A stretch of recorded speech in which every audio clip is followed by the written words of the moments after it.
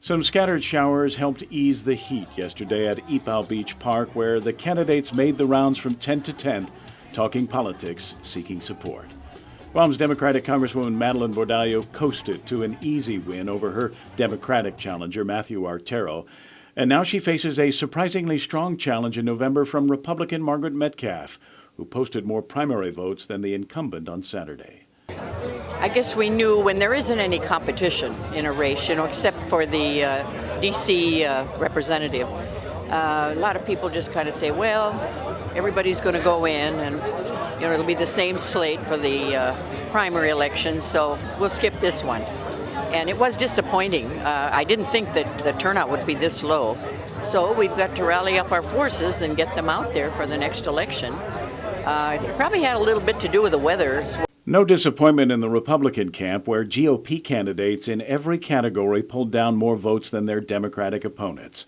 Governor Eddie Calvo said although the turnout was low, he points out that those who did go to the polls favored GOP candidates. I am so happy on the outcome of this vote. And with a 40% voting ratio here for a primary, that's pretty good considering that there was no competition in either the gubernatorial races, which really what brings out the crowd.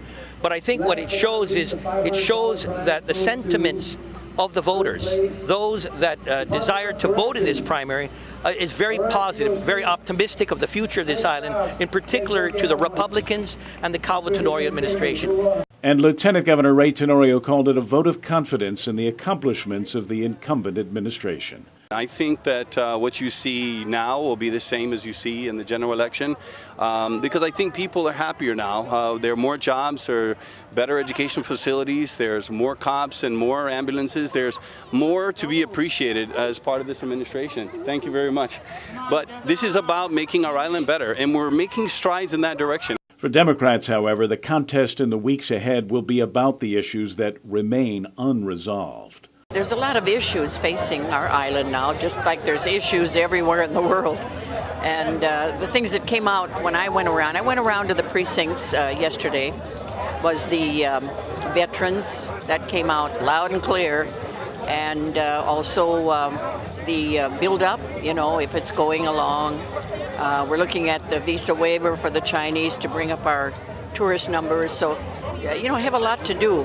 I think that when you take a look at the overall voter turnout, although it was less than 50%, it still reflects the representatives who wanted to come out and select the leadership going into the general election under the Democratic banner.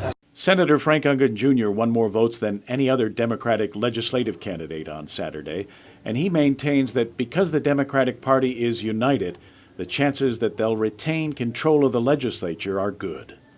If the Democrats continue to show the unity that really exists within the party at this point in time, I've never seen so much unification within the Democratic Party that we have a very good chance of retaining the majority. But we need to ensure that the people also understand what the Democratic Party stands for, and that's taking care of our grassroots and making sure that we address the concerns of our everyday citizen here in Guam.